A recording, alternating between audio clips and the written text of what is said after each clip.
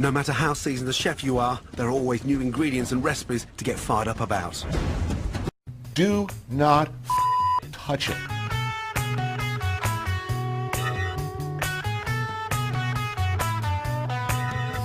And here is maybe the most overlooked feature or factor in the success or failure of a steak, particularly a thick steak, but it's true of all meat.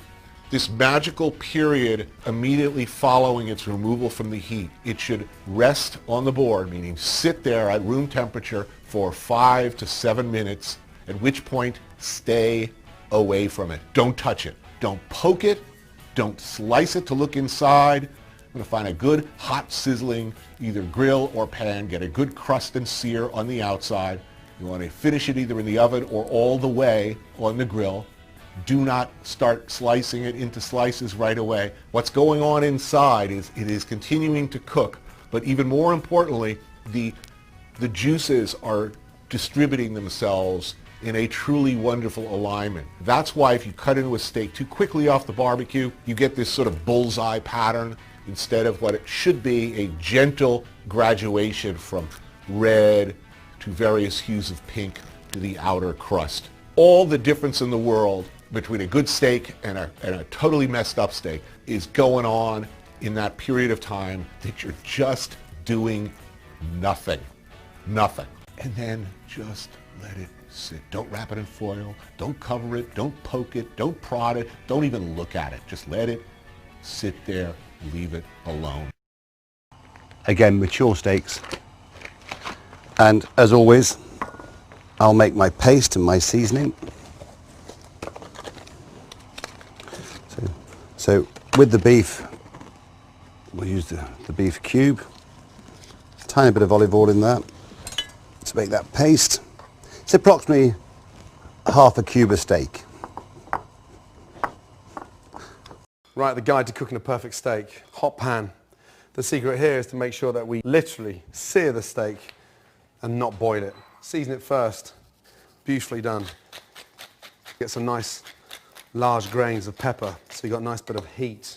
Mop up all that seasoning and sort of push in. The four most important parts to make sure you take them out of the fridge 20 minutes before you actually start cooking them. Cooking a steak, that's... Just mix that in. And so what we're going to do is we're going to seal the steaks so they're pink, medium rare. I was taught years ago to season steaks with salt and pepper. And one day, my fascination for stock cubes, I thought, let's make a paste. And that's what I did.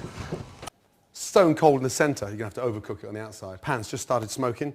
Touch of oil in, roll that round, and then just lay the steaks away, always away from you. And let the pan do the work. I made a paste. I tried it. I seasoned one steak with salt and pepper and one steak with the seasoning paste. And the seasoning paste works better every time. That's the kind of noise you want to hear in the pan every time. That nice sear. Again, pair of tongs. So we need a very hot pan to create that caramelization. So what we're going to do is seal the steaks, caramelize them, seal them on the plate.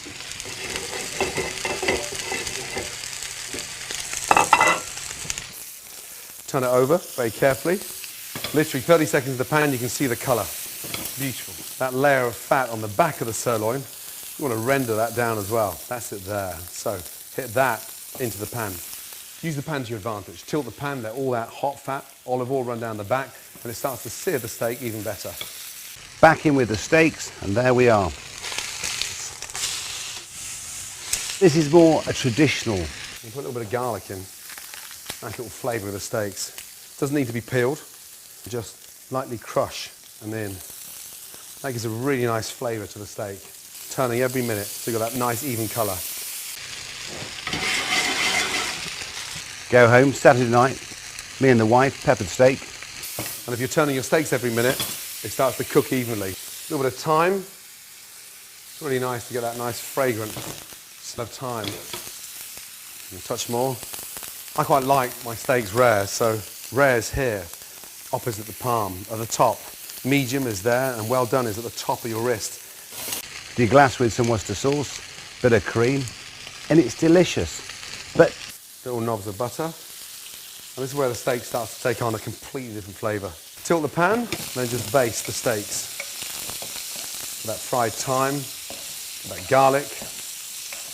Nothing's burning, and that's why we started off with olive oil. And so we'll take these out. So there's our steaks.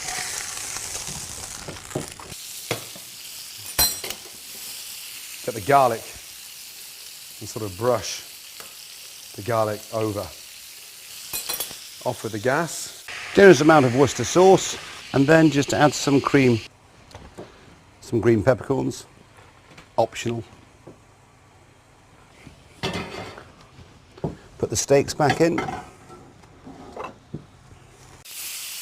Take them out. Beautiful. Let them rest. And off.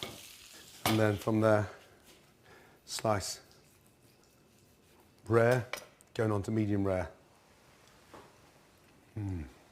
Delicious. And there's steak au poivre. There we are.